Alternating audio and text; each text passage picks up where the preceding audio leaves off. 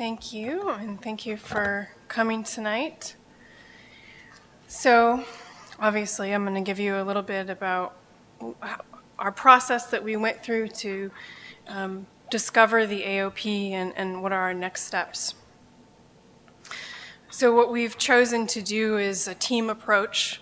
We have, as you can see, our team involves experts from throughout the world, from throughout different stakeholder perspectives, and also from different scientific disciplines. We have immunologists, we have chemists, in vivo and in vitro experts. And I think that was really useful for us to be able to have people coming from different perspectives to share their expertise. We started working on the project a couple of years ago as part of a breakout group within a larger workshop. And then we each worked on some parts of the AOP ourselves, writing the sort of literature review piece, and then coming together for teleconferences since then to pull it all together. And it is a project within the OECD's AOP program.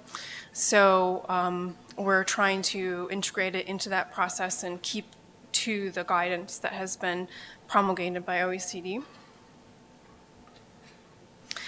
Just briefly, sensitization of the respiratory tract is often referred to as occupational asthma. You find patients with both acute and chronic symptoms of the upper and lower airway, including wheezing, bronchoconstriction, but those can also develop chronically into chronic inflammation, airway remodeling. Just as with skin sensitization, you have a sensitization and elicitation phase. And many people don't realize this, but you can actually sensitize the respiratory tract via dermal exposure. Our focus for the AOP was specifically low molecular weight organic compounds, excluding metals and some other respiratory sensitizers. And the motivation for putting together the AOP is that there is a real regulatory need for assays to detect respiratory sensitizers. There aren't any validated methods in vivo or in vitro currently. The mechanism for respiratory sensitization is not as well understood as for skin sensitization, and so we'd like to put that information together and be able to use it to support the development of test methods. Some of the initial issues that we came across when we were putting together the AOP include there's really quite a sparse literature when compared to skin sensitization.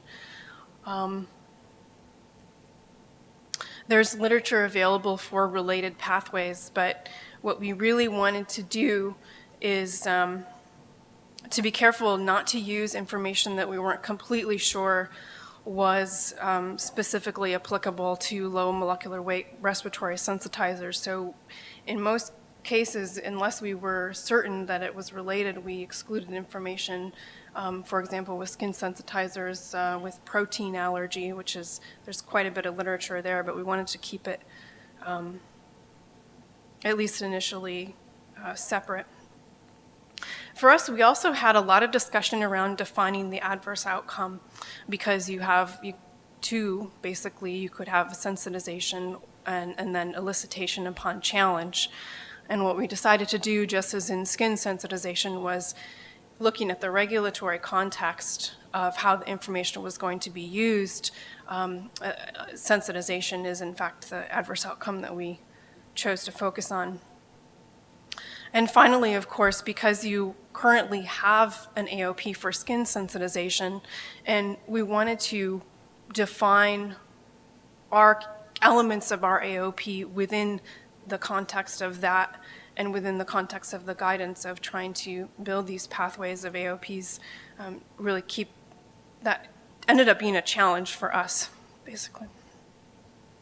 So here's an outline of the AOP. As you can see, it's very similar to the skin sensitization AOP. What we've tried to do is highlight differences between the two types of sensitization. And so with the molecular initiating event, you can see that most respiratory sensitizers prefer to bind to lysine residues on proteins. And so it's the same molecular initiating event, yet different. The rest of the key events through the pathway, cellular danger signals, dendritic cell activation, T cell activation, those are all also similar in general. However, what you find is that cells and systems exposed to respiratory sensitizers tend to release cytokines and other gene pathways that are related to a T helper 2 response. That's sort of an IgE-mediated response rather than the skin sensitization. And so we have in vitro and in vivo evidence for most of this.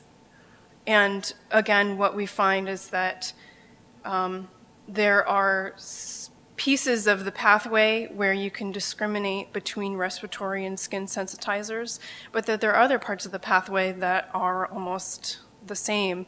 For example, dendritic cell migration. You don't appear to be able to use that as a way to discriminate between respiratory and skin sensitizers, because even though the dendritic cells themselves are different, they're still migrating to the lymph nodes in the same way. So we have this evidence.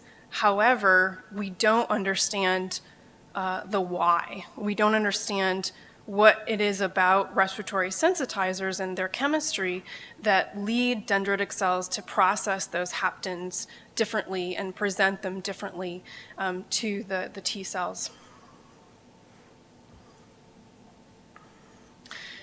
So moving to evaluating the AOP, we did that within the context of a modified Bradford-Hill criteria suggested in the OECD guidance. And you can grade your evidence as weak, moderate, strong. And what we found is for biological plausibility is this mechanistic relationship between the key events well established consistent with biological knowledge, and we found that that was mostly the case. In terms of the essentiality of key events, what is the evidence that one key event must lead to the next key event? Can you block the upstream key event and avoid the happening of the next key event? And that is the case. Very limited information on that in the literature, however, limited to 1 or 2 hallmark sensitizers, but not a large breadth of information to be able to make that judgment. And again, for empirical support of the key events in terms of, in general, what is the preponderance of evidence is supportive. There's not a lot of inconsistency in the literature about how the pathway actually happens, but again, there's not a lot of information on a large range of sensitizers. Most studies are using a couple of hallmarks, and temporality and quantitative information is really limited to a couple of studies. So we also identified in this process research gaps, and that was one of our main aims, was to be able to direct new research to further the field.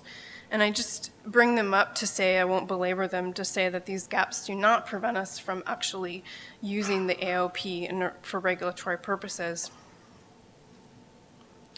So what you can try to begin to do is to place the assays that are available in the literature into context with the key events. And so similarly to the AOP for skin sensitization, we do have in vitro and in vivo assays available, but again, not a lot of chemicals, not many chemicals have been tested in each of these assays, and most of them have not reached the level of reliability that's needed for regulatory use.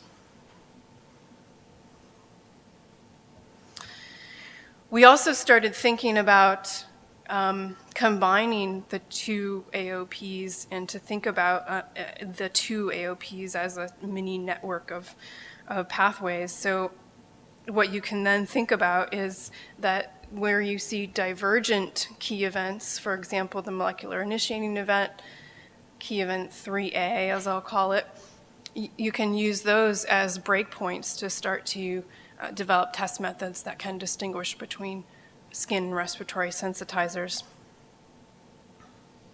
And I think it also probably lends itself to thinking about a combined testing strategy so that if you have novel chemicals, you can use this information together to classify them as non-sensitizer, skin sensitizer, respiratory sensitizer.